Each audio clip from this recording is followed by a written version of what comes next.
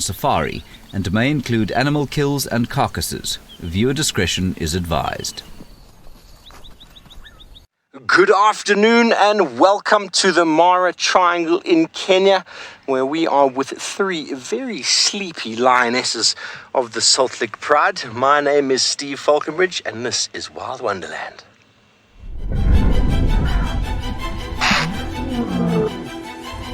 This is absolutely magnificent. This is happening, folks. This is 100% live. Here we are, we're watching the migration story unfold. Here's a lion, there's a lion right next to us.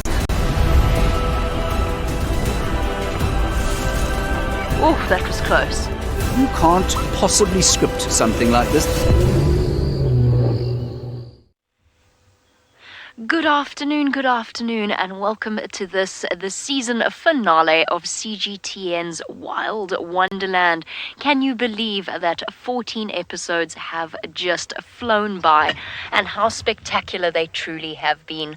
My name is Jamie, and behind the camera is Craig, and we are taking you on a journey across three different but equally spectacular locations throughout Africa. Here in the Greater Kruger National Park, as well as up in the Serengeti and the Masai Mara, where the team have been experiencing the chaos that is the wildebeest migration. We're sitting right next to two suckling lion cubs nestled in the heart of their pride. Out here, migration would be truly welcomed because the lionesses would have plenty of food to eat. Unfortunately, it's not something that they are going to experience here.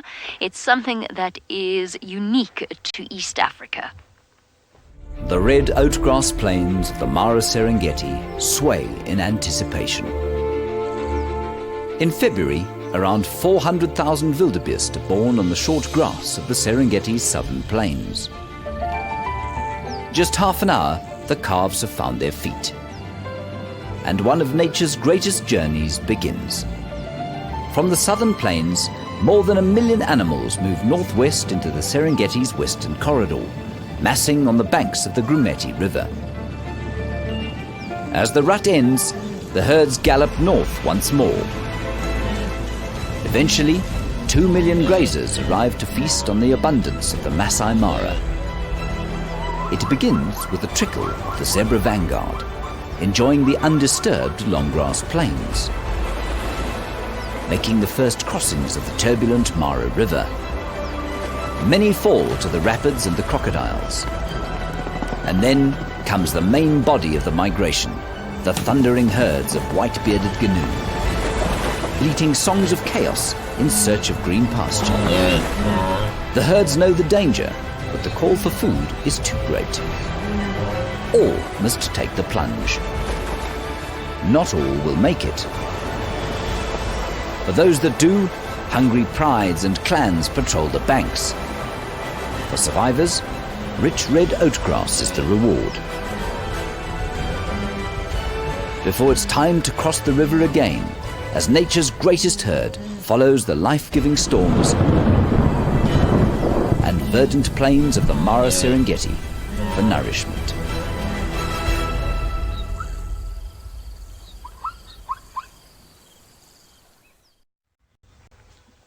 I've experienced the migration twice in my life, and I've watched it happen, and I have to say there is nothing quite like it on this planet. And there's nothing quite like these live safaris on this planet either. Because it is live, what that means is that you can interact with us, and you can send us through your questions or your comments on hashtag CGTNWild or hashtag Wild Wonderland. Let's do that one more time because it's a mouthful. Hashtag CGTN Wild, or alternatively hashtag Wild Wonderland. And since this is the season finale, I'd like to kick things off by asking you if you can choose what has been your favorite moment from the past 14 episodes. I'm thinking about it from my side, and it's an incredibly difficult decision to make because because we've been out on foot, Craig and myself. We have seen buffalo, we have seen elephant, we have walked this particular pride of lions, although fortunately not with these little guys present, otherwise we might have found ourselves in a bit of trouble. And we have walked the incredible little chief, the young male leopard Hosanna, so much so that we actually got to the point where we could stand 15 meters away from him without him even budging from his sleep. But if I had to choose, I think that perhaps my favorite moment would be from today, watching these two adorable little creatures, seeing them with the pride for my very first time, because I have seen these cubs before, but I have not yet seen them within the Nkuhuma pride.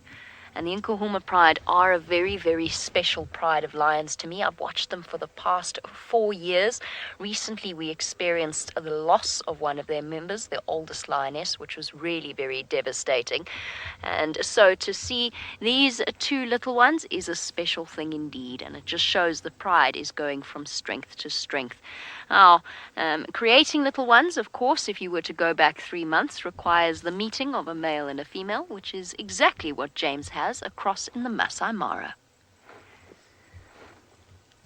Hello everybody, welcome to the Masai Mara. Again, we're sitting with a beautiful herd of elephants here and mating pair of lions, believe it or not. That's why there's so many vehicles in this particular area. It's okay, we're going to get a nice view of them shortly. They are from the Kichwa Boys and the River Pride. My name is James Hendry. We have got enormous James on camera, and it's a great privilege to have you here for the final time for CGTN's Wild Wonderland live show. Please talk to us in our finale episode, and we'll do our best to find you all of the great creatures of this magnificent continent. So, like I say, mating lions are very popular sighting, and that's why there are so many tourists here, and of course they have every right to be here, and it's great to have them here because it is their revenue that protects this wonderful area. There is the male lion. His name is Halftail because he's got the end of his tail chopped off, and we will try and get a little bit closer to him. I think let's try that now, actually. We'll drive a little bit closer. He's been mating with one of the females of the River Pride. There are two females here, and one of them is definitely not very interested in mating with him, but the other does seem to be. So while we catch up with him, let's go down south to the Serengeti, where I believe Tristan is sitting near a rock.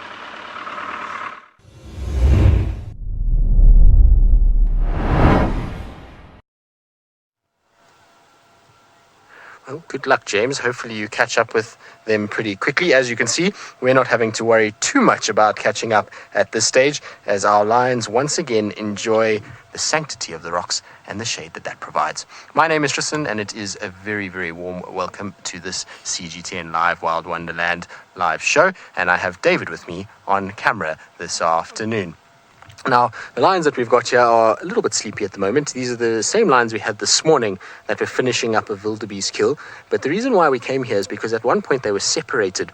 And so we had the females on this rock and the young sub-adults, or I say sub-adults, they're actually still cubs, that were on a different rock. And we were hoping that they were going to come together. There was also some baboons around. And so we were just waiting to see what was going to play out. But the baboons saw the lions briefly and quickly departed the scene and have not stuck around at all, which has meant that our lions have decided to now snooze away the afternoon with those nice full bellies, and it seems the appropriate place to be. If I was a lion, I most certainly would be up on a rock at the moment, away from the flies and out of the heat. Good. While we sit here and wait and see if everybody decides to wake up a little bit later, let's send you back across to the Masai Mara with David as he follows Spotty Cat on the move. Jumbo, and from sleeping lions to moving male cheetah. How lucky are we to see this cheetah? Listen to him.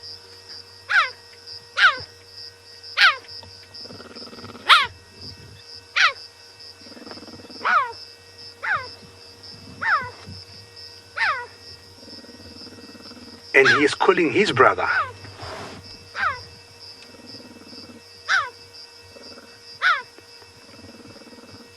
I saw him in the morning, and they are always two, forming a coalition of two brothers, and somehow they separated this morning. I do not know for what reason, and what he's trying to do is try and catch up with his brother and find out where he is. My name is David, and on camera is Bungay. Very excited to have you on board. So what I want to do first is to move forward a little bit and see whether we can catch up with him. Normally, people have always known cheetahs to be solitary, but once in a while we've seen two together and baying males forming what we have a coalition. Let's just listen to his call.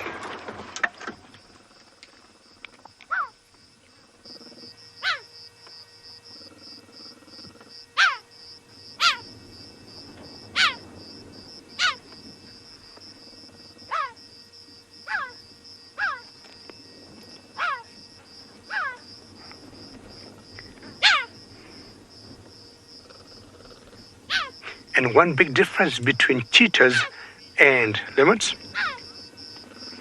Lorena, I agree with you. Look at that walk and listen to the call, Lorena, there.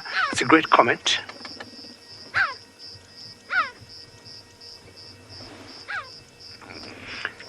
Quite a majestic walk, and you can tell he is walking in pace to make sure he catches up with brother, because strength in numbers, and of course two is better than one. We're very close to the Kenya-Tanzania border, and these two particular cheetahs, you have one now, they always swing around Tanzania and Kenya, Serengeti National Park and the Masai Mara Game Reserve. I want to catch up with him again and just move as he continues calling his brother. It's very exciting today to have started with lions, and now we got a male cheetah. Apparently, we call them the border boys or the border brothers because they always live together. Well, as we catch up with him, I'll just stop here and see whether you're going to see the brother. In the meantime, we'll take you back to James with his mating lions.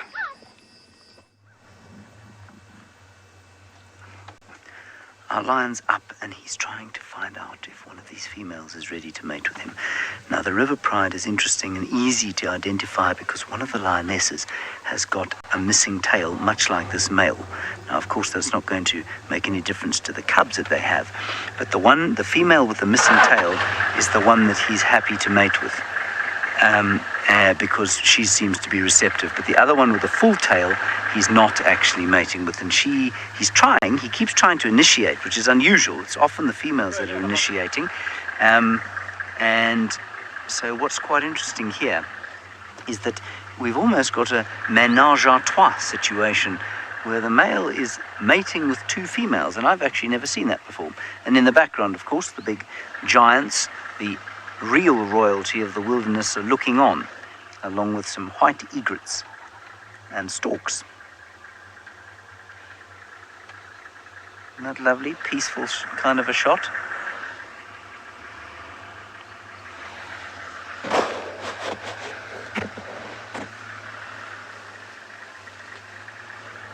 Anyway, now trying to see lions mate is a difficult thing, of course, because they are notoriously difficult to predict. And I know we've been extremely lucky throughout the course of the show to see lions mating, which is not something that happens very often on a live show. And hopefully we'll be able to see that with this Kichwa male and his river pride female. The elephants couldn't care one jot, of course. They really don't mind. No, Shinyu, we don't. It's a very interesting question you ask there, and it's a very good one. Because this area is so, I'm not going to say full of tourists, but because there are a lot of tourist vehicles moving through the area, the animals become habituated to the vehicles, and they are not afraid of them. They kind of see them as a part of their lives that are neither threatening nor something to eat. So they don't look at us in these cars and think, oh, there's something delicious to eat. They just kind of watch us go past them like they would any other piece of the ecology. And if you go into an area that doesn't have vehicles and that hasn't got experience of vehicles and people, you will find a completely different reaction. So if we were to drive up to a lion that had never seen a car before, it would take off, it would run.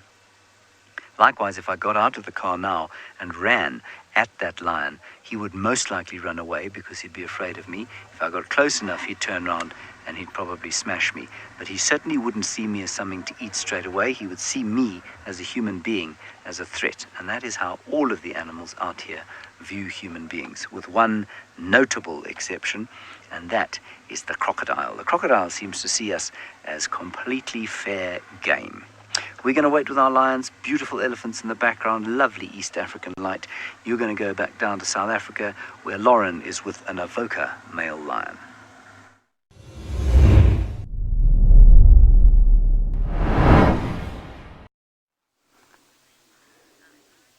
We do have a very fat and full Avoca male who has found the perfect spot in a dry riverbed in the shade to obviously rest and digest. He looks very uncomfortably full. Now, my name is Lauren and I do have Seb on camera, and of course we're here with this lion right now live with CGTN Wild.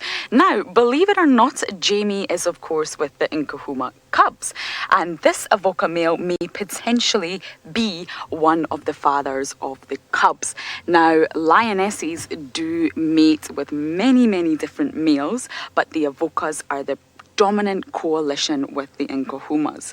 Lionesses are very promiscuous, but it is most likely one of the Avocas. Which Avoca? We will most likely never know. There are 3 of them in this coalition. Now, goodness knows what this one has ate so recently to be this full. They were obviously feeding on a buffalo carcass yesterday, but I have a funny feeling this male has something far more recent than that, and he is absolutely bulging. It's hot today, he's uncomfortable, he's breathing rapidly, and of course he's got himself in quite a unique position to obviously try and digest as much as possible. I don't quite know where his coalition mates are at the minute, but they will be around, and when he's ready to meet up with them, he will begin contact calling, which is the most amazing sound you can hear out here. So, from potential papa, we're going to send you back over to the little cubs.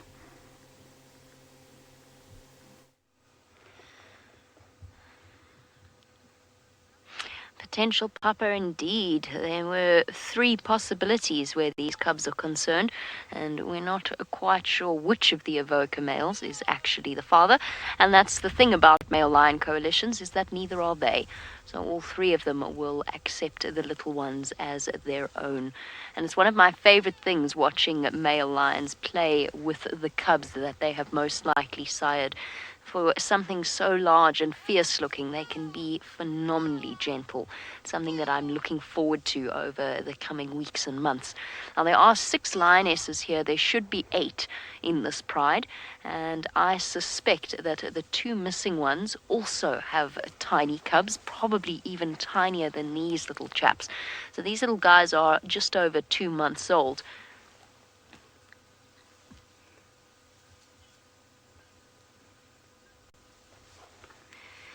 Which means that any younger than this, they wouldn't be introduced to the pride yet. Philip, while we watch this little one play, Philip says that his favorite moment was when it was announced that the duiker made it out of the mud. I have to tell you that that was a highlight for me as well.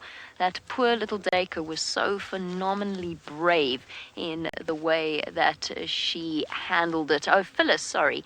Phyllis, you say that that was your favorite moment. It was one of mine as well. And the fact that Trishala saw her yesterday, albeit a little bit muddy, is also something that really warms the heart.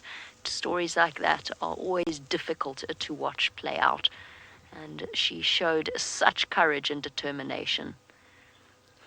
So while this little cub plays with its stick, we're going to try and find a better viewpoint. While we do, we're going to send you back across to Tristan as the wildebeest move across the plains.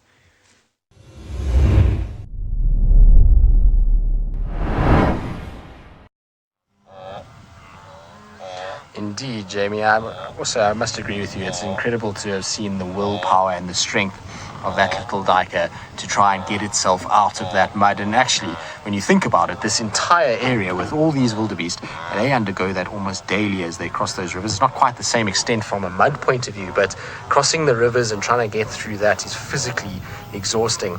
Now, for us, we've saved the sort of best for last in terms of scenery. This is one of my favorite spots in the northern Serengeti. It's an area that is a little marshland that runs next to some beautiful rocks, and this afternoon we've been fortunate enough to have a big chunk of the migration now funnel through this little section. It is absolutely spectacular. It is one of the most ideal places I could think of for the migration herds to be around. It's, like I say, one of my absolute favorite areas, and so to have zebra and wildebeest and just milling about in amongst the rocks is absolutely spectacular, especially because we've got lots and lots of zebras here. Now, I'm going to try and keep quiet a little bit so you can hear some of the sounds, because the zebras and wildebeest are being quite vocal.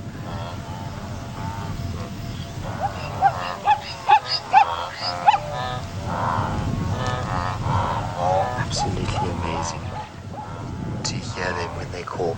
Now, from zebras and wildebeest, they obviously aren't the only animals that are out here that are of the antelope variety. There are quite a number of numerous species.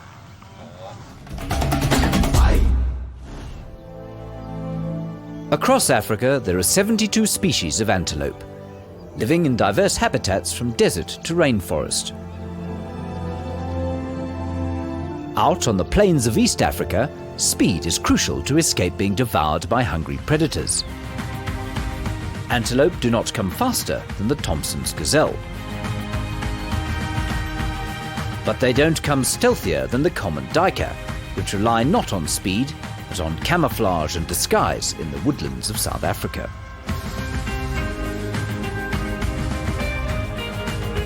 In East Africa, the impala are showboaters with impressive horns.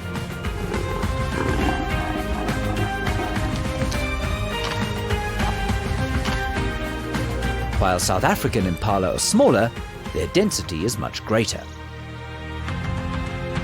The Mara Serengeti's annual highlight is the migration of 1.2 million wildebeest from Tanzania. But it's not all about numbers. Antelope diversity is remarkable. The Defassa waterbuck of East Africa lacks the distinctive white bottom ring of its common waterbuck cousins in the south. The small oribi in the Mara thrives on the long wet grass, while the superficially similar steenbok likes the drier southern woodlands. The klipspringer lives just about anywhere there are large rocks, especially in the Serengeti. The vastly differing habitats of the Mara Serengeti and the Kruger have created myriad antelope strategies and designs for survival.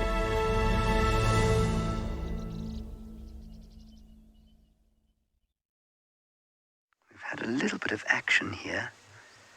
The lions are uneasy and the male is growling. I'm just going to be quiet for a second.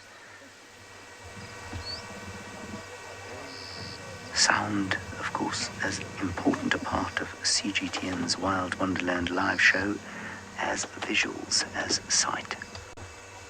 You can just hear him making a low rumbling growl.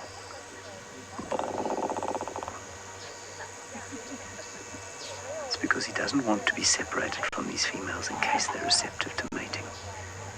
While we see what happens here, I believe Jamie was sharing some memories of the week. It's been a spectacular week, and my favourite week, at least my favourite moment, was watching that pride reunite last night at the Salt Lake Pride. 3 lionesses and 6 gorgeous little cubs, and then watching them tuck into dinner together. That's been my highlight so far, but this could turn into a highlight, hopefully. I've never seen this before. It's very unusual. He's trying to keep both females with him, doesn't want them to go anywhere else. Now, that's a great question from Cranky Pangolin about whether or not males will mate, or males from the same coalition will mate with the same females in the pride. Normally what happens, Cranky Pangolin, is that one male will see a female through her estrous cycle. So she'll have an estrus cycle lasting around about 8 days or so. He will mate with her for the duration of that estrus period. If it is unsuccessful, what will happen then is she'll come into estrus again, and then it's quite possible that another member of the coalition could take over and mate. Sometimes, and quite unusually, there is a slight dominance hierarchy within a coalition, especially if the males of the coalition are not litter mates or from the same pride. And in that case, the more dominant one will most likely mate. It's not to say that the other one won't, but then there is a kind of pecking order when it comes to mating. In this particular coalition, the two males are different. I don't think that they are siblings, and if I was to pick a dominant one, I'd say it was this guy. His brother Fang has got a missing bottom left canine, and so he's easy to recognize, and he's got a slightly paler mane. It's more red colored, and that means that this big fellow here he's probably got a higher testosterone level than his brother, which will make him more prone to aggression. Beautiful shot there. As we go down to a tiny, tiny little version of what will become one of these.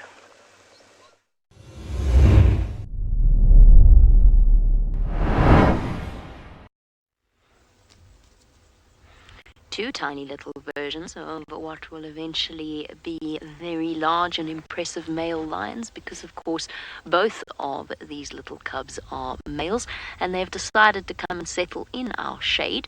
Well, they're quite close to us at the moment, so we're not going to move. We're just going to speak softly and let the little ones waddle off in the direction of Mum. Now, I can hear buffalo moving through this area a little bit to the south of us, and I think that is what has attracted the attention of the lionesses. And of course, because the cubs are seeing all of this activity, they're naturally curious. Oh wait, are you going to get a smack? You did earlier. No, not quite brave enough yet, not yet familiar enough. Instead, we're going to pounce on each other. Come on, get him. Get him. No? Oh, so much grass. Must be tough being that high. Grass keeps poking them in the nose. Now going up to one of the younger adults so that she can bat it around a little bit. This is my favorite thing about lions, is the love that they have for each other. Oh! I mean, it's a rough kind of love, but it's definitely love. And you see it so intently or so seriously when they're separated from each other, and how anxious they get and how happy they are when they reunite once again. And all of these playful moments are an important part of that entire bonding process. I think there's a chance our lioness might get up and start moving towards those buffalo. While we wait, there's a bird that we haven't seen much of out here because, or at least back up in East Africa, there's far more of them. Indeed, welcome once again to the Mara Triangle, and if you have just joined us, you are watching the CGTN Wild Wonderland live show, and we are with a portion of the cleanup crew that makes its way following the massive herds through the migration. There you can see some of the wildebeest at the background.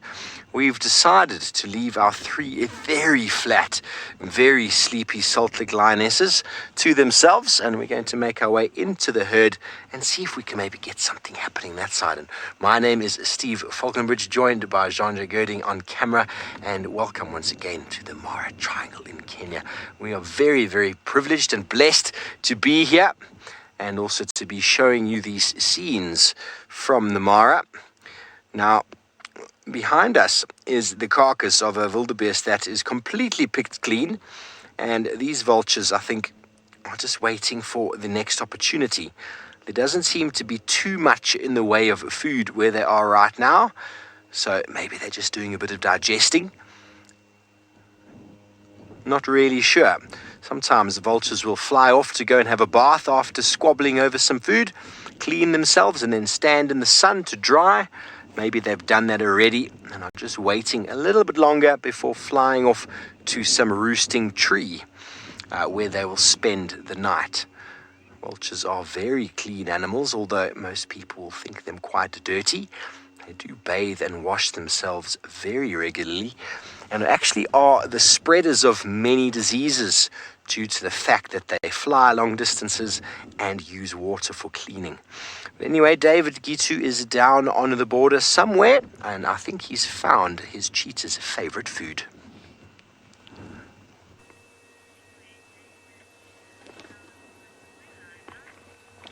Remember, you're watching CGTN World Wonderland Show live, and you're coming to you from one corner of the Masai Mara.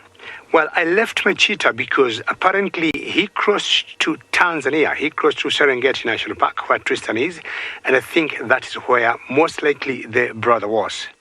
Now, looking at the cheetah's menu, or the diet of the cheetah, here in the Masai Mara, favorite or top on the menu list are the animals you're seeing on your screen that we call the Thompson gazelles. I would say 50% of what cheetahs eat in the Masai Mara are Thompson gazelles, but of course they may also go for other prey like impala. James, very good question. You're asking what is the most abundant, I would say, antelope outside the migration. I would say it's exactly not what you're seeing, but I would say the impalas. Outside migration, I'm saying we'll put the wildebeest out, we'll put the Thompson gazelles out, and also the elands out, which sometimes tend to tag along with the migration. I would say the most abundant antelope outside the migration, James, would be the impalas. And apparently impalas do not migrate, but you see quite a number of herds of impalas like all around the year. And they do not work with the season, they do not work with the rain, they will like be where you can see all that beautiful landscape that Bungay is showing you. Now the Thompson gazelles love this kind of openness, and that's why the cheetah we saw earlier was not very far from here, because it's still pretty close to these Thompson gazelles. Well, there are lots to talk about migration. Let's go across to Serengeti, to Tristan with his herds.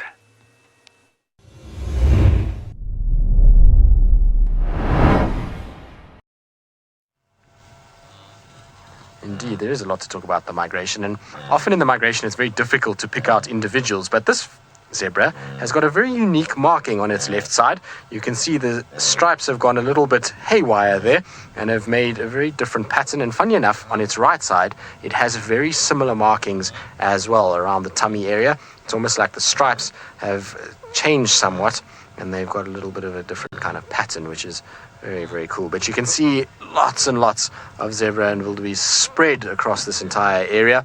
And if we look to the background a little bit, we'll be able to see where the Mara is. So beyond those little rocks, you'll see some inselbergs. Now, inselbergs are small raised areas on a landscape, and those inselbergs sit inside the Masai Mara. So that's very close to where David is with his cheetah. And these herds are now pushing closer and closer towards the river and making their way in the direction of Kenya, which is very exciting for the guys on that side. But absolutely spectacular at this time of the day to be amongst these animals. The light, the greenery of the grass, and then just the sounds and the atmosphere of being inside a big herd like this is a very, very special thing. It's part of the migration that I think a lot of people overlook. Is a lot of people, want to see the crossings and want to come here and just experience them trying to cross these dangerous patches and seeing them being hunted. But the experience of being in amongst the herds and just listening and appreciating the sheer scale of it is, for me, a very special thing. Now, talking about special things, Jamie is having a very special afternoon as she gets to sit with some of the cutest babies we have in the African wilderness.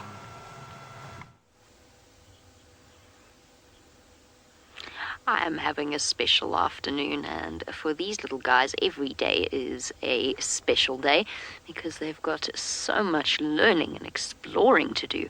And of course, they've got each other for company, which means that they can be brave and go off on their own little missions, off in a different direction away from the pride. That is, of course, until Mum calls them back. Oh, what's that, guys? Did you find yourself a ball? That is a pile of elephant dung that they have discovered. I do want to move. I'm going to move a little bit. They're quite relaxed, so I don't feel too bad about it. Now, Pa Ling has asked a very good question while we take this opportunity to get a better view, because it's going to be cute up ahead. Pa Ling wants to know when lion cubs start hunting with the rest of the pride. And the answer is they start trying at around about a year old, sometimes even before then. Let me stop there just so we can get a nice view. And they are actually pretty ineffective and usually mess up the hunts of the adults by alerting the prey to the lionesses before the lionesses are ready to start chasing the prey. For the sort of period from around 1 year to about 2 years old, they are actually more of a hindrance than a help, but they've got to learn, and so it's all part of that process. And then after that, from about 2 years old, then they start to become a little bit more useful, and from about 3 is when they reach proper adulthood. There, you've got your ball. Come on, take it with you. No? Oh, well, good point. There's plenty more to be found. Luckily, this wilderness is full of little toys for little growing lion cubs. Oh, have you ever? Look at that.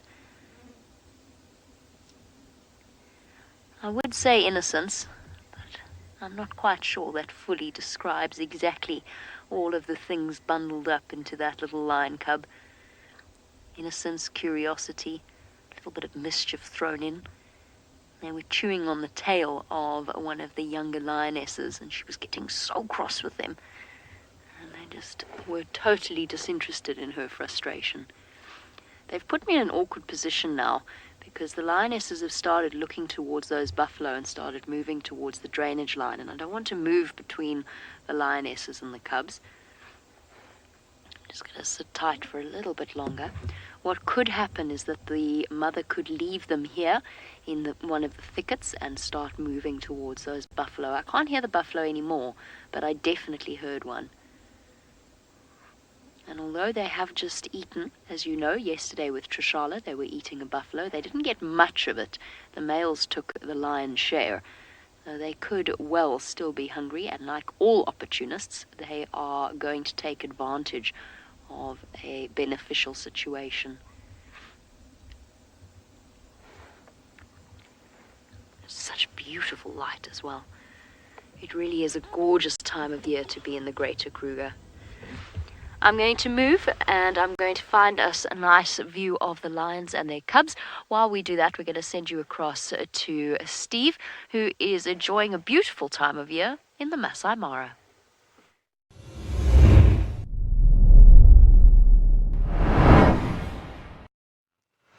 Thank you, Jamie. And next week, I will be hopefully able to see those little bundles of joy that you have.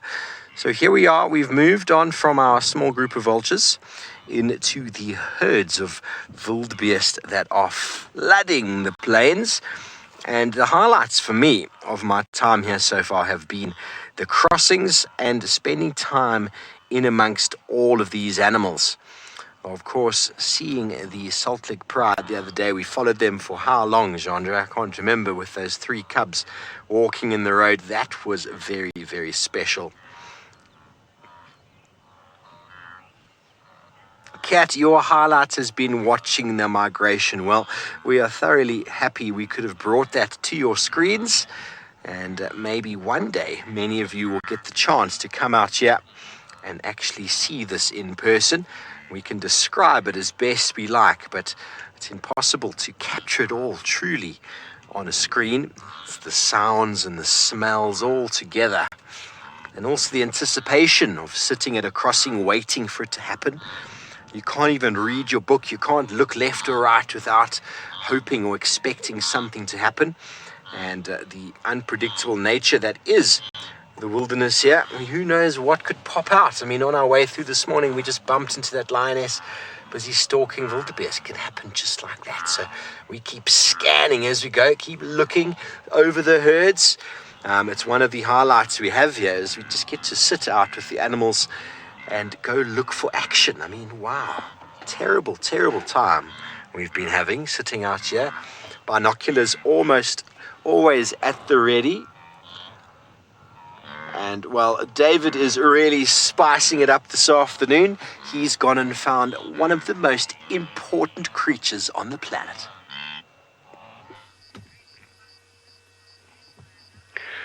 Oh, that's correct, Steve. And I do not have the huge herds of wildebeest that Steve got. I got a huge swarm of bees.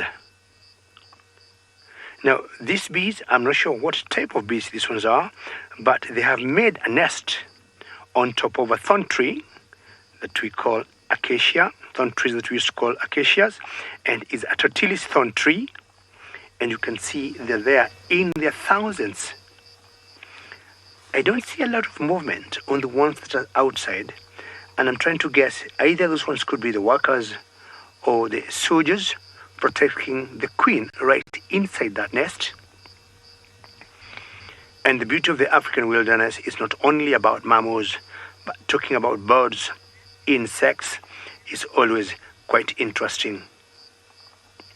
I'm imagining the amount of honey there, and Bungay is telling us we should come here every other day and find out whether there'll be any honeycombs dropped there. But for now, we might have to leave them so that we don't get stung by them. Why don't we go to a much bigger mammal in Africa?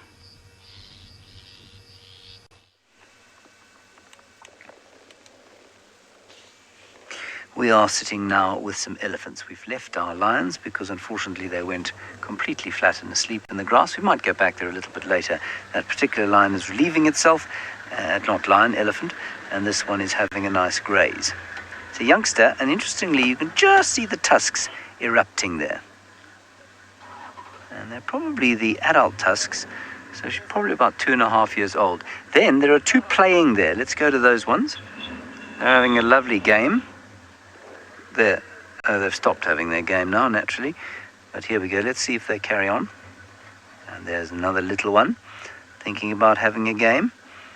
And the fun for these chaps growing up in a herd is that they always have playmates and they always have protection. And if I was to be a wild animal out here, I would want to be an elephant because you grow up with a lot of protection, unlike if you're a young wildebeest, for example. And you also have a lot of playmates. And there's no real hierarchy in an elephant herd. So you don't get a great deal of bullying. You get a bit of rough and tumble, but not much bullying. And that means that it's a very safe and comfortable place to grow up if you happen to be a young elephant in Africa. And if you're in the Masai Mara, where we are, of course, there's a huge amount to eat.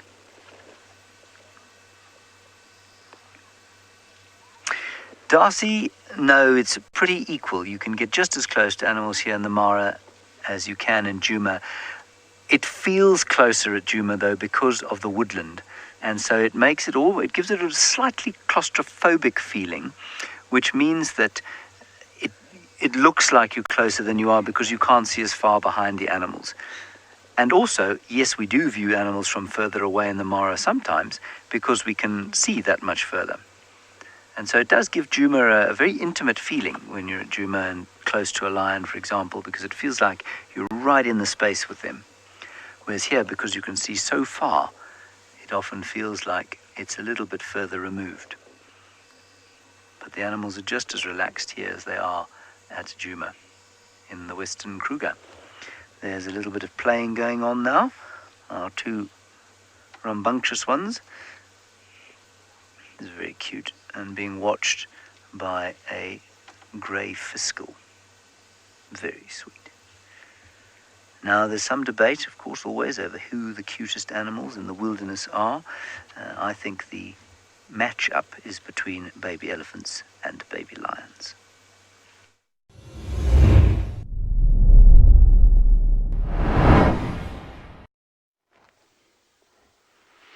I have, of course, given this answer already this week as to what I think the cutest baby animal is, because I was with a leopard cub a couple of days ago, and I said it's the cutest animal is the one that you happen to be sitting with at the time, at least the cutest baby animal. But I do think rhinos are a strong contender as well, baby rhinos. But lion cubs, I mean, look at these two little bundles of mischief. Don't they see that the rest of the pride is interested in something else? The answer is no. They've gone up to Mom. They're now talking to her a little bit in their little voices. There you go. You can just hear it. Ow! It's one of my all-time favorite sounds.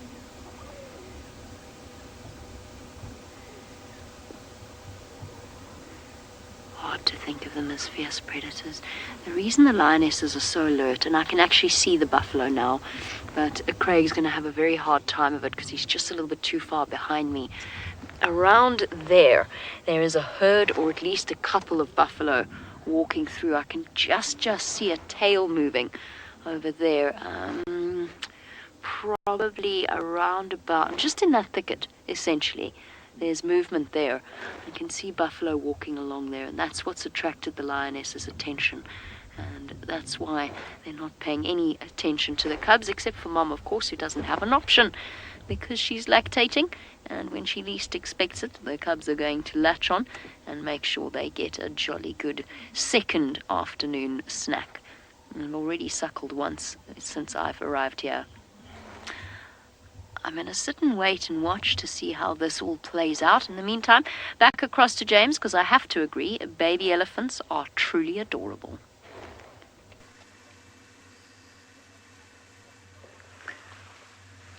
Here we are with our elephants, and the two ones are still having a little bit of a play. In the background, a whole lot more. Now, we spent quite a lot of time with elephants on our very first show, so I suppose it's quite appropriate that we spend some time with them in our very last one. Excuse me. It's quite dusty out here. Sorry about that. My name is James Hendry. On camera, we've got Big James, who is not coughing like I am. And if we go back to the elephants, what I was trying to say there, of course, is that...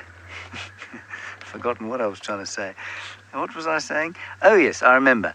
I remember saying to you in the very first day that the average size herd here is about 8 animals or so. And you do get these much greater gatherings of elephants, which are normally a few herds together. There's no territorial behavior. They're all completely kind of ambivalent to each other's presence. They may fight a little bit if there's a big drought and there's no water to drink. But right now, everyone's just friends with everyone. Another good reason to want to be an elephant out here is that you meet lots of new friends all the time. These two are having a great game. And you can see the one on the right is obviously much bigger than the one on the left. But he's not bullying the youngster. Although, can you imagine being spiked in the eye by those little tusks? Hopefully he'll avoid doing that, which I'm sure he will. It's amazing how skillful they are with those tusks. And that's probably the matriarch there. She's the biggest female we can see.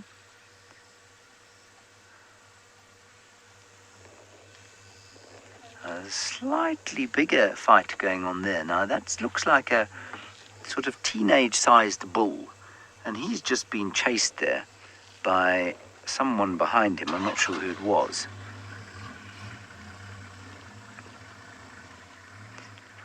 Yes, deja vu, most certainly elephants can get an abscess in their tusks. The abscess, for those of you who don't know, is the death of a root. And the root in an elephant's tusk is like an enormous kind of squid.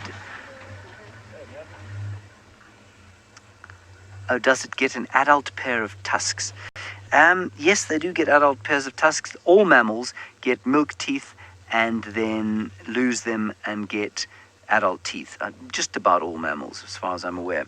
And absolutely, young elephants will get a small milk tusk, and that will fall out, and then they will get their adult tusks.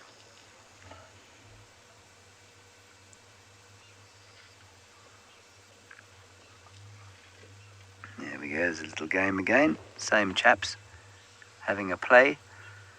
And as I definitely said to you before, the one behind is probably around about 2.5 years old and has just finished suckling, and so the days of playing like this are coming to an end.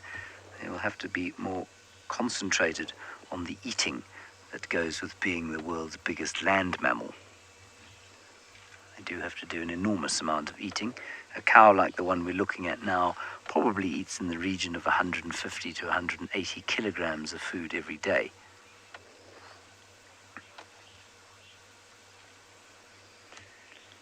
I think Jamie's probably absolutely correct when she says that the cutest animal depends on who you happen to be with at the time. For me at the moment, it's definitely elephants.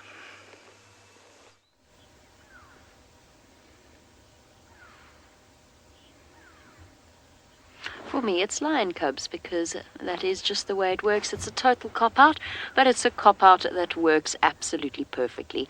Our lionesses are still alert. I can see the buffalo every now and again. They're still a way away, but there's a very good chance they're going to walk in this direction, and if they do, then we might just see something completely unexpected this afternoon. Just a quick reintroduction. My name is Jamie, and behind the camera is Craig, and we're sitting with 6 lionesses and 2 tiny little cubs on CGTN's Wild Wonderland. I wonder what's going through the mind of these lionesses. They're probably watching these buffalo. I always think that there's more to hunts like this than meets the eye, or certainly that we understand. Often I've watched lionesses going for targets they shouldn't have, or not going for something that I thought was a shoo-in. So you never really know exactly what it is that they're thinking about or processing. And they're probably doing a head count of the buffalo, looking to see if there's a weak link and factoring in their numbers as well. Now, as I said, oh, there you go. There's the buffalo over there. You can see them moving in the distance. As I said, there are 6 lionesses. There should be 8 members of this pride. They're also missing 2 young males that spend time with them, so their numbers are ever so slightly depleted. I could be wrong, but the one lioness that I have not seen is a very, very familiar lioness. Her name is Amber Eyes, and she's something of a legend.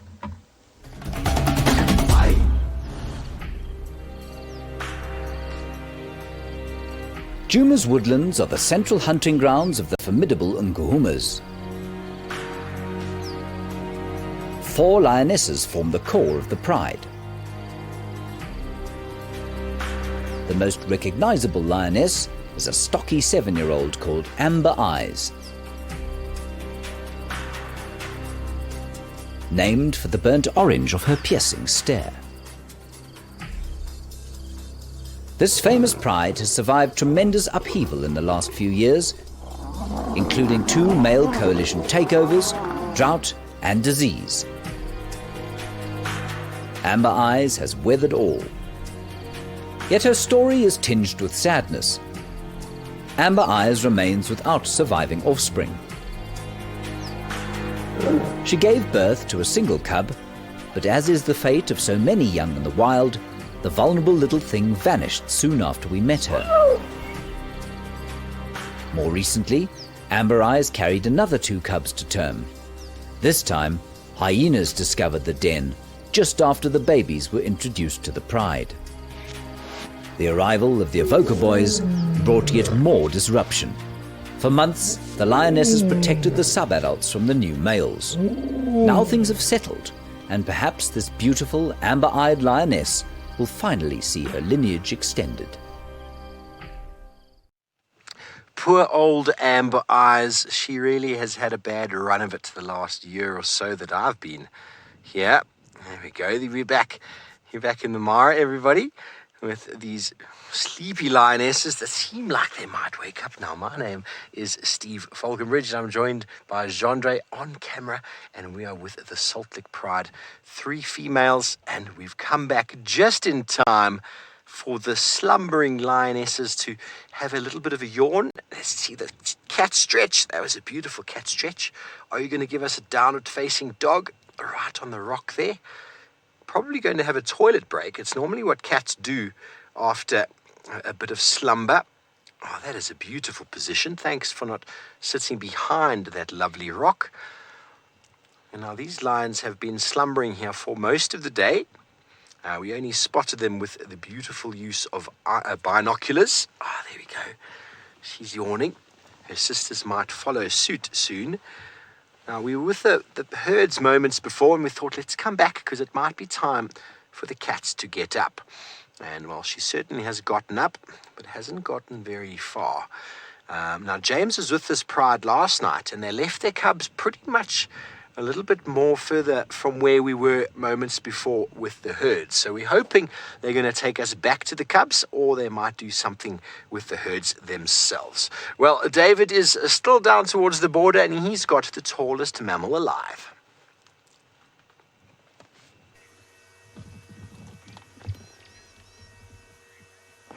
Well, very good luck, Steve. You never know what happens with that particular pride. But apparently, when the migration is gone, the lions, like the Salt Lake Pride that Steve got, and many other prides here in the Masai Mara, will always hunt big prey for survival as they wait for the huge herds of migration to return. And giraffes are, practical examples of what they would hunt. And we got a tower of giraffes here, and it's what we call the Masai giraffe. Now, looking at them carefully, you notice they're just eating the leaves. They tend to go for the twigs, and that's what they feed on, because giraffes are basically browsers. My name is David, and on camera, hiding behind the camera, is still Bungay. It's just nice to see giraffes in such beautiful light feeding, and what they're doing, they're just browsing on top of those plants you see there. Seldomly, I would say, giraffes will not eat grass. As I said, twigs, leaves. Occasionally they will get a bark of a tree here and there, but they will not go for the grass. Look at how long tail they got. With the very end of the tail that locally here we use to make some fly whisk. Bungay can show you that tail end there. And we have lots of flies, definitely. You can tell that's why they keep flicking the tails left and right.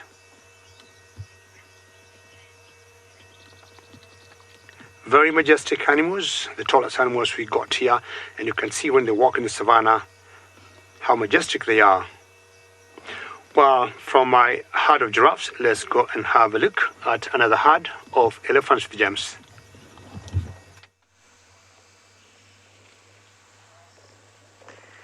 We're just parked pretty close to the elephants now, and we're kind of just absorbing the atmosphere around them.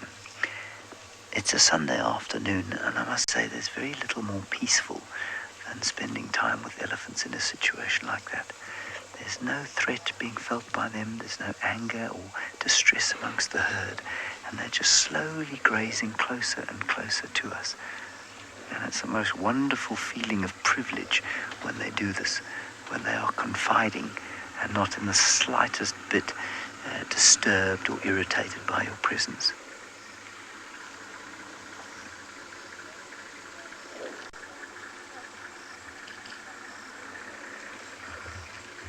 Oh, and there's a tiny little thing coming up now. Look.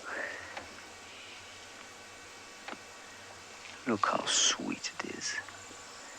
It's got an itchy little eye, scratching its eye with its trunk, which doesn't work properly. The trunk is very much like watching a toddler learning to walk. You know how it takes time for a human being to learn to use his or her legs properly? So it is with an elephant's trunk. They get up almost immediately on being born, but that trunk takes a good 2 years to master because of the complicated neurology and musculature in it. So often you'll see little ones like that flicking their trunks around seemingly without any purpose, and it's because they really don't know how to use them yet. They don't use them to feed, and if you watch carefully you'll notice that they don't stretch down to the ground like the adults do. And that's probably, we think, because they'd stand on them. And you can imagine standing on your own nose.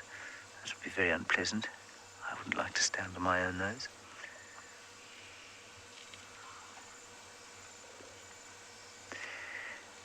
And at a distance, I must say, another peaceful and majestic thing to be doing in East Africa is watching the migration herds.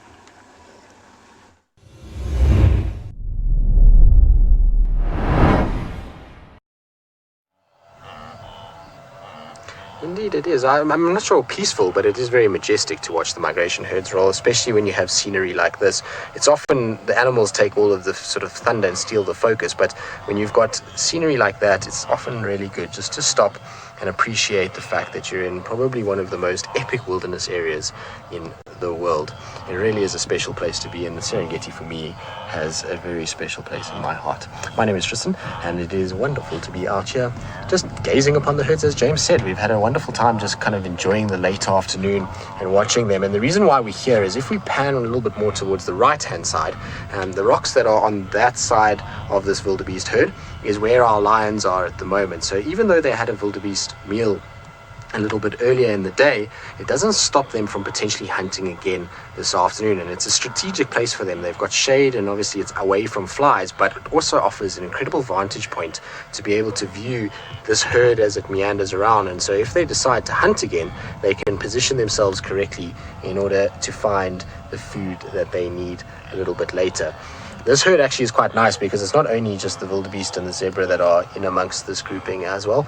We've also got a few eland that are milling about inside there, and there was some baboons as well at some point that were also walking around. So a lot of the time the migration focus is wildebeest and zebra, but there's so many animals that will actually join with the herds at times and roam around with them, and when you sit and just enjoy them, it really is absolutely wonderful. Lauren, you say all these rocks are amazing. They are, Lauren, and in particular the big rock in the distance there. Now that rock, it's very difficult to get a sense of scale, but if you use the wildebeest in the background or around that rock, unfortunately there's not too many right next to it, but that rock is absolutely massive. We had a sighting of an elephant there a few weeks ago, and the elephant looked tiny, almost as though you could have put 40 elephants on top of each other to be able to kind of make up that entire rock. It is a seriously beautiful landmark, and then all the other rocks around it just makes for such a unique landscape that it is a special place to go on a safari and do a kind of journey and look at wildlife. Good, we're going to carry on. We're going to probably head back towards the lions now, see if they've decided to wake up. In the meantime though, let's send you down to South Africa and Lauren and see how she's getting on with the leopards. For those of you who did join us yesterday, even for those who didn't, this is the remains of the buffalo carcass that actually was taken down by the Nkuhumas and the Avoca males that you have seen today. As you can see, not much remains. So for those of you who have just joined, my name is Lauren and Seb is on camera, and there's a few special creatures that I would like to introduce you to. Over my right shoulder, we have the Djuma clan of hyenas. Now, all of you have met the North clan up in the Mara, but we have some very fat, full, lazy members of the Djuma clan, and they are very, very dear to my heart. They have obviously gorged themselves on this carcass here, and they actually have a little part of the animal right there with them. They're sleeping next to it, which is entirely delightful. And the Djuma clan are a very small but amazing clan of hyenas. Now, I'm going to take a little drive closer so we can get a better look at them, because many people say that they look different from the Mara hyenas. So I'd love to know what you all think. So while I get closer, we're going to take a little look at exactly why I love the Djuma clan.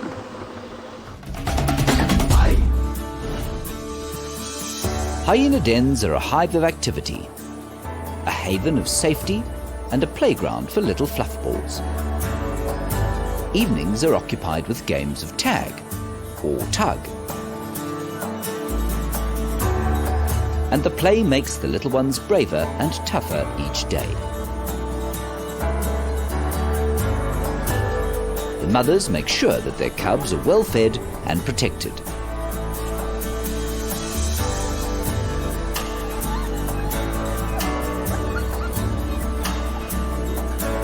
Putting up with needle teeth and applying discipline when necessary.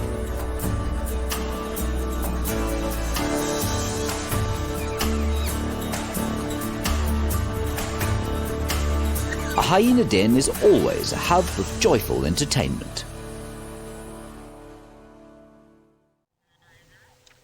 Very sleepy hyenas. They're almost as full as the male lion was. Look at those stomachs, bulging.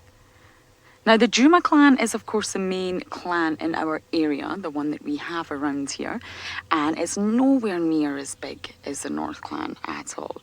Now, these two individuals, I'm not actually entirely sure of who they are, but there is 3 little cubs that belong to the Djuma clan, so they're still very much at the denning phase. They keep their cubs safe in a termite mound an old termite mound, and every night the mothers will come to the den and call them out for suckling.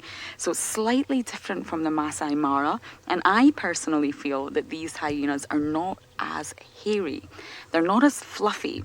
They're a lot less pleasing on the aesthetic approach, but they're still absolutely incredible, and their hair is much shorter.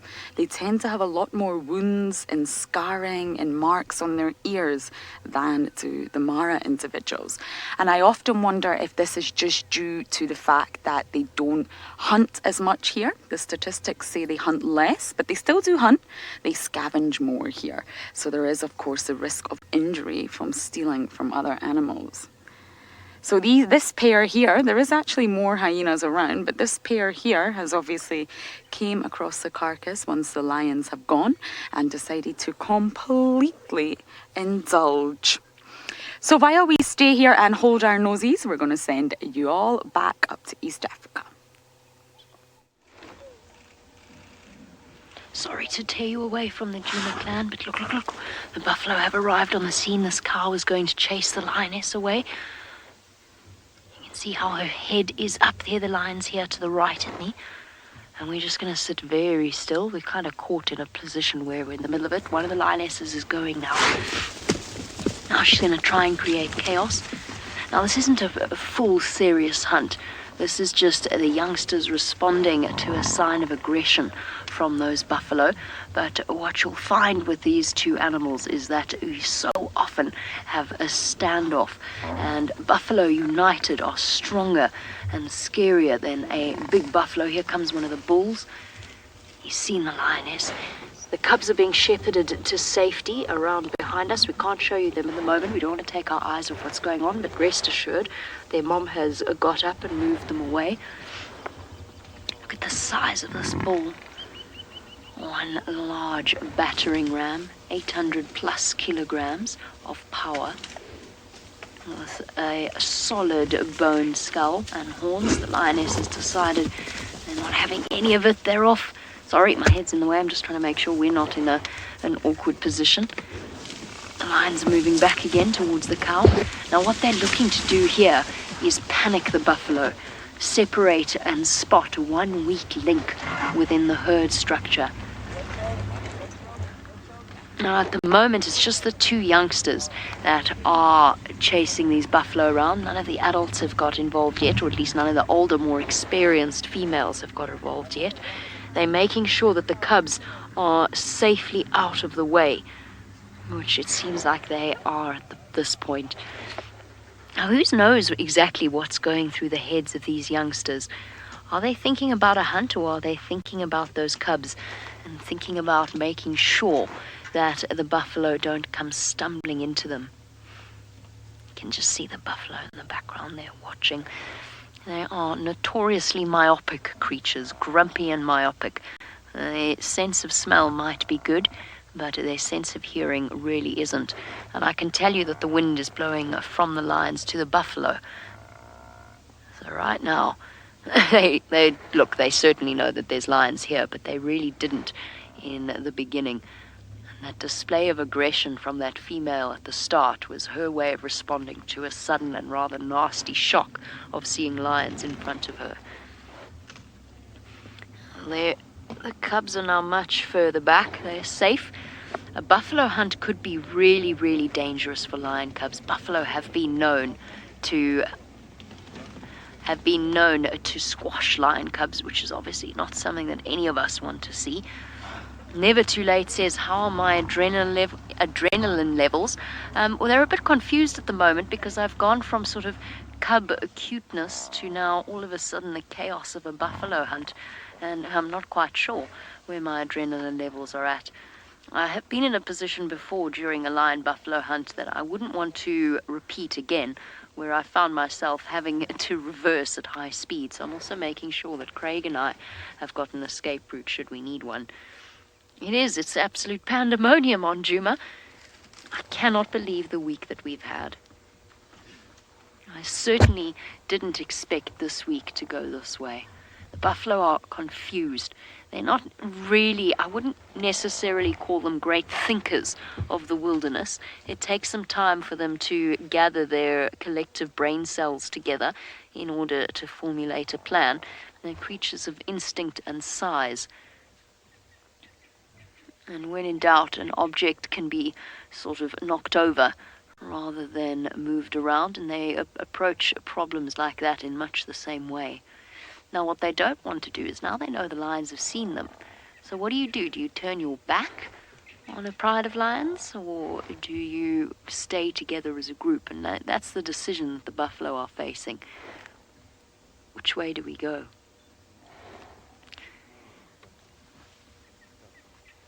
They're using the dense vegetation, keeping it between them and the lions. But they are still pacing backwards and forwards.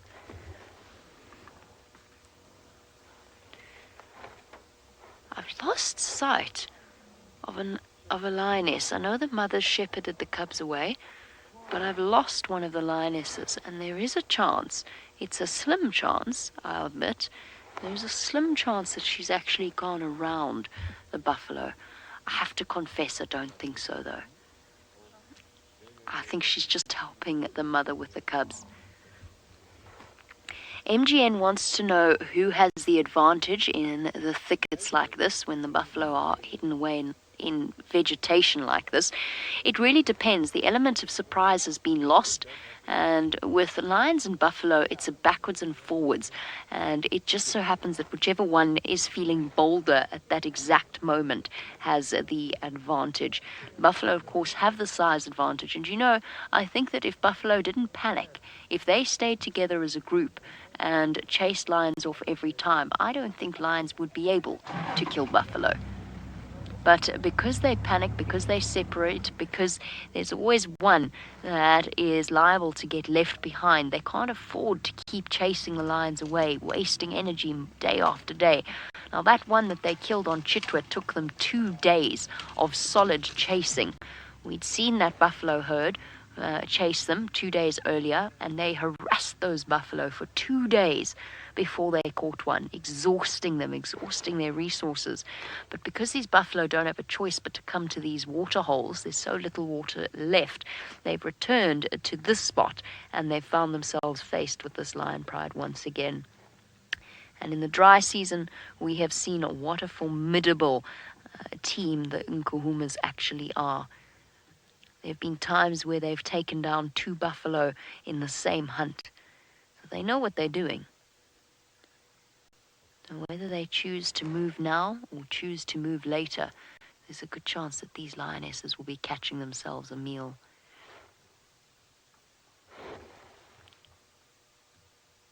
And while they won't necessarily have the help of the 2 missing lionesses, the nice thing about lionesses is that they will share the food with them.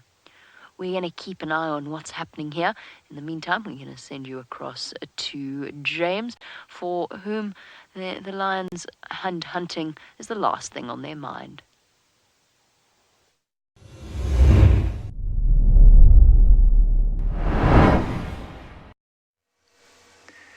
Yep, I'm afraid so, and they need a big male like that, those Nkuhumas, to help them take down a buffalo, although they are formidable ladies, those. Our male has just moved, and I'm going to suggest that we do the same. Let's just quickly catch up with him. It'll take me a few seconds, because he's gone to find the other female. Naturally, he's done it as he appeared on television. It is the way of lions. They like to be private sometimes. We'll just see if we can quickly get around so that you can see him. This is slightly disconcerting. Oh.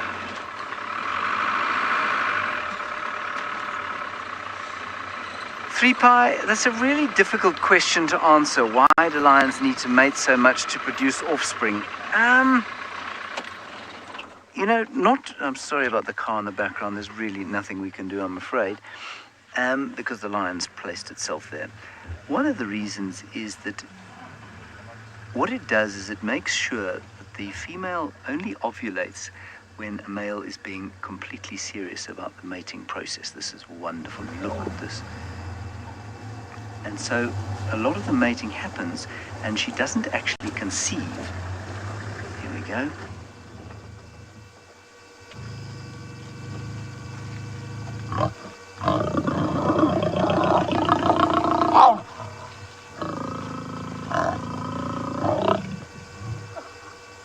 Wonderful. And so what that means is that if there is a coalition of new males that has come in and killed cubs and they start mating with the females, by not conceiving immediately, if those males are then ousted before they can establish themselves, it means that they don't have to go through the same process of losing cubs again. I think that's one of the reasons it takes so much mating. That was absolutely astounding. Great, so I'm glad we've seen that. We're going to stay here with these lions. They're much more active now. Lauren's hyenas seem to be eating something that nothing else in the bush is able to make a nutritious meal out of. Our hyenas are up and they're having a little bit of a dispute here over what remains of a buffalo. Now, I'm not entirely sure that this is the Juma clan, which is utterly fascinating because the Juma clan den is really not far from here at all. We popped in at the den earlier to see if the cubs were there, and I think this is another clan, which is really, really interesting stuff. Now, of course, hyenas have a really strict hierarchy, so the higher ranking, more dominant ones tend to get to eat at a carcass first. So the one, oh, that's not too pleasant. The smell here is delightful, let me assure you. But there's definitely a younger one here, and their bellies are almost touching the floor, so they've obviously ate all afternoon. And of course, they're still trying to get a little bit more in their tummies here. Now, I must admit, I'm going to confess to you all, hyenas are my favorite animal. Lions are generally said to be very noble animals.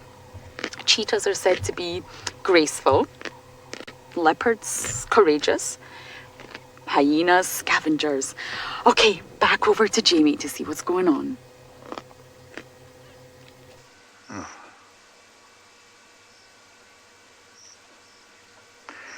Now this elephant has come through, seen the lions, and unfortunately has decided that he's not, in fact, going to chase them.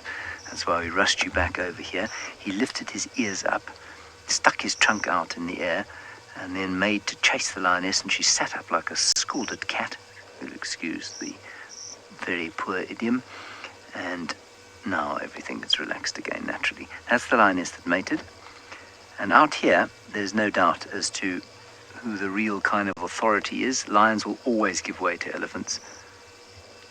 But one of the great mysteries for me out here is why it is that elephants should even bother to be nervous of lions. Even big bulls will chase lions away as if they could do any damage, which they certainly couldn't. But they do have very sophisticated anti-predator behaviors. Now let's see, there's another little bull coming up, well, youngish bull coming up. And if he gets wind of the lions, he's a bit older. He might be slightly less tolerant, but he's a little way off just yet.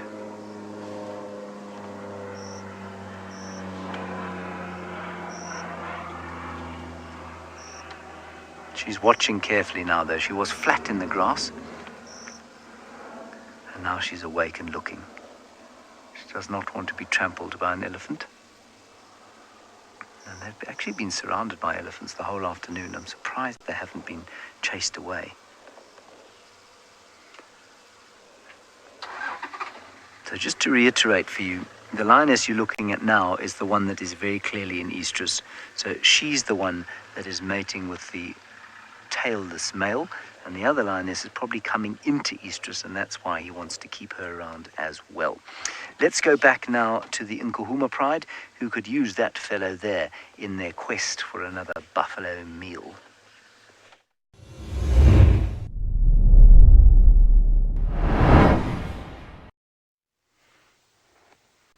They definitely could. While lionesses are mean hunting machines in their own right, when it comes to larger prey, having the extra weight and bulk of a male lion always pays off, even if he ends up getting more than his fair share of the meal afterwards. A male lion is roughly, give or take, about 100 kilograms or so heavier than the lioness. Not quite 100, it's probably around about 70 or so kilograms heavier than a lioness. And that extra bulk really makes a big difference. Now, these buffalo have actually moved off again, as far as I can tell. Somewhat hesitantly. I don't think that they wanted to create more distance between the lions and themselves without knowing what the lions are going to do. But the youngsters have definitely lost the interest that they had earlier. So while we wait to see what our lionesses get up to, let's go to one of the most efficient hunters of the Mara Plains with David. What an exciting show it is today. Elephants with lions, buffaloes, lions chasing each other. But my hyenas are rather quiet here and just enjoying as the sun is setting down. Remember, you are watching CGTN Wild Wonderland Show and you're coming to you live from Africa. And currently I am at one corner of the Masai Mara. Now, this hyenas here is a clan that we call the Happy Zebra clan. And look at her behavior there. Why she's behaving that way is because right to our left, not very far from where we are, we got some zebras, and apparently, as their name suggests, and we call this clan the Happy Zebra clan. Let's have a look at the zebras on our left. And how lucky to have all these animals together. Remember, let us share your comments. Should you have any, please send questions on Twitter using CGTN Wild or Wild Wonderland. Now, this is part of the migration, these zebras here, and one big difference between the wildebeest and the zebras when they move, the zebras are always rather very quiet, while the wildebeest always go, nyeh, nyeh, nyeh. Jumbo, zebras. Well, I'll move on, try to get something else. In the meantime, we'll take you back to Steve with his lions.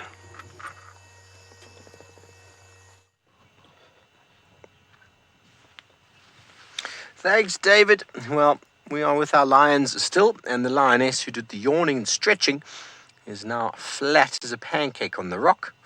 There we go. She heard me. And the lioness to the right has come out, but she's doing a little bit of rock camouflage herself. She did a bit of yawning and a bit of stretching, but she's found a more comfortable pillow in the form of her paw. Phyllis, that's a really good question. You want to know why lions seem to get more flies than leopards? I think leopards get also quite a few flies. We just haven't really been seeing any leopards up in the Mara. Down in South Africa, certainly in the summer months when there is lots of rain, the flies are quite uncomfortable. And we do find Hosana, the little chief, I've seen him many times, snapping away at the flies. His father Tingana, who I haven't seen to get too bothered with the flies. He kind of just seems to ignore them as comes with age. The lions up here have got moisture on their face, lots of blood, and I'm sure if we saw some leopards, we would see a similar sight with them here. The flies do not leave anybody alone. Any moisture, any flavor, they will be on it. You can ask us, they're all over us as well. Thankfully, they do keep to the wildebeest and the lions more so. But this is the sort of beginning of the movement, the yawning and the grooming, and hopefully in the next few moments they'll be up. But in the meantime, we're going to send you back down to the Sabi Sands in South Africa.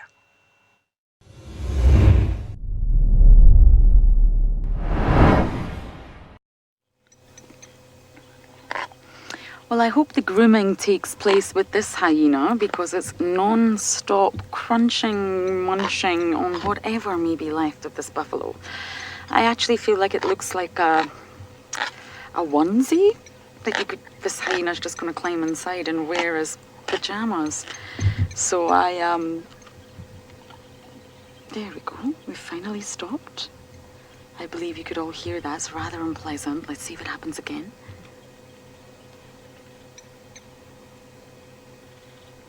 Oh, I must pulling at the skin there. Look at that. There really can't be much left in there, hyena.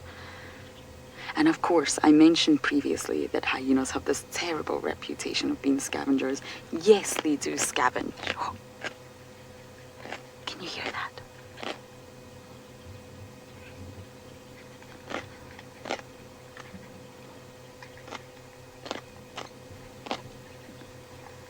Luckily, hyenas have got the jaws and the teeth to really crunch through anything.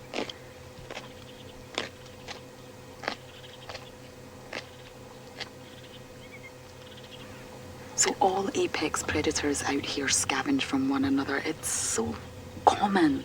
Hyenas just seem to have a really bad rap for it. But it's a very, very, very common thing. And of course it's easy. Why bother making a hunt when of course you can steal? It's a very resourceful and opportunistic way of feeding. And that's exactly why the hyenas do it. But of course it does leave them with a rather unfortunate reputation. So it looks like our hyena is going to be munching for some time, so let's send you back across to the little lion cubs.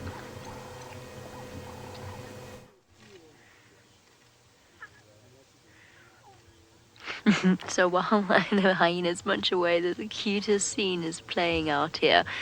These two little troublemakers are obviously, like puppies or kittens or any small creatures with sharp teeth, want to chew on absolutely everything. And they are either chewing on each other or on the tail ends of some of the other lionesses. Now, their mother's pretty tolerant because, well, they're hers and she has to love them.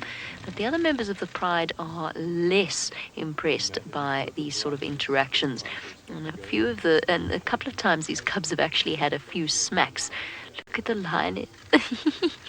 Those teeth are sharp and they hurt. So they are less than impressed with the fact that they're being bitten. Oh, not going to have a smack again. The thing is that these young lionesses know that if they give the cubs too hard of a smack and they start to cry, then mom might actually come and growl at them. So they've got to be cautious in the way that they respond. The buffalo have moved off completely, and these little ones have come back out of the thickets to join the rest of the pride. All is well. Giraffe Girl wants to know if the cubs have interacted, or did they interact with the evoker males. They were there yesterday with them, so I assume that yes, there was a degree of interaction, and they have been seen with the evoker males on kills before. So yes, these cubs have interacted with the dominant male lions of this area. And so far, they've proved to be perfectly tolerant of them. There's always a tricky transition phase with new males that have moved in, where the lionesses aren't 100% comfortable with them and with little cubs. And then as they get to know them better, they settle down and everything becomes peaceful again. Oh, one's making a noise.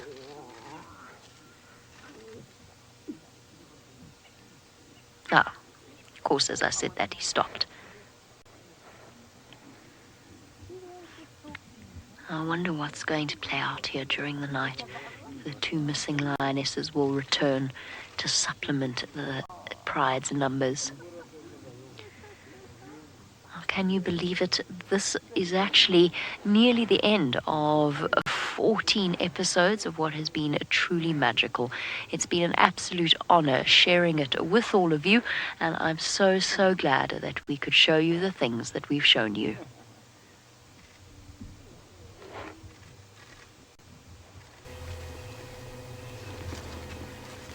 What an incredible week it has been of these live safaris across 3 different countries in South Africa. It has been wild, it has been wonderful, and it's been an absolute pleasure to have you all on board throughout all of it. So from me and the hyenas there, we'll hopefully see you again soon.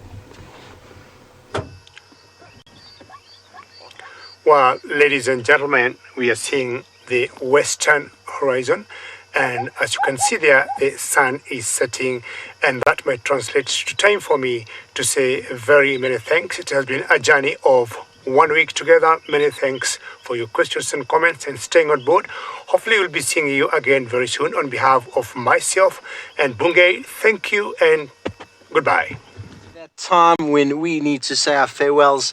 It's been an absolute pleasure showing you these wonderful scenes from Mara. From myself, Steve Folgenbridge, and Jandre, goodbye for now.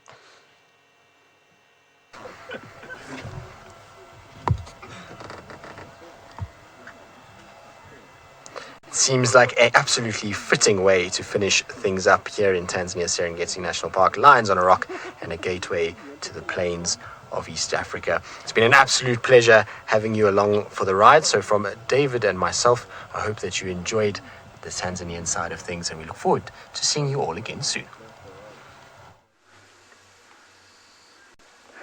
What a tremendous privilege it has been to take you through the wonders of the Masai Mara in Kenya, Serengeti in Tanzania, and the Western Kruger in South Africa. We'll leave you with these magnificent lions and the elephants in the background. Thank you for joining us.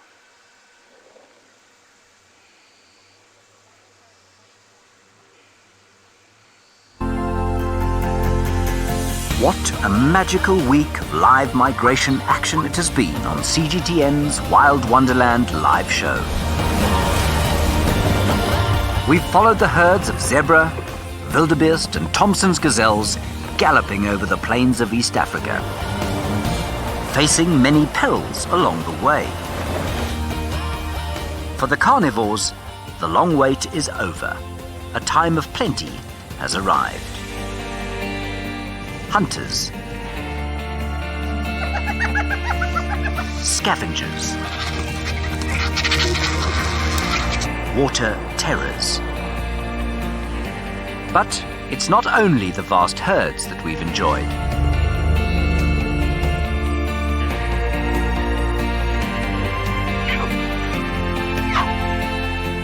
From the fertile East African savannas, we moved to the copper winter woodlands of the Western Kruger in South Africa. There, we spent time with the Prince of Cats.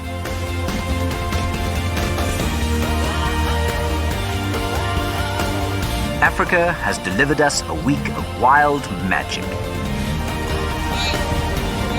And it's been a huge privilege to share it with you here on CGTN's Wild Wonderland live show.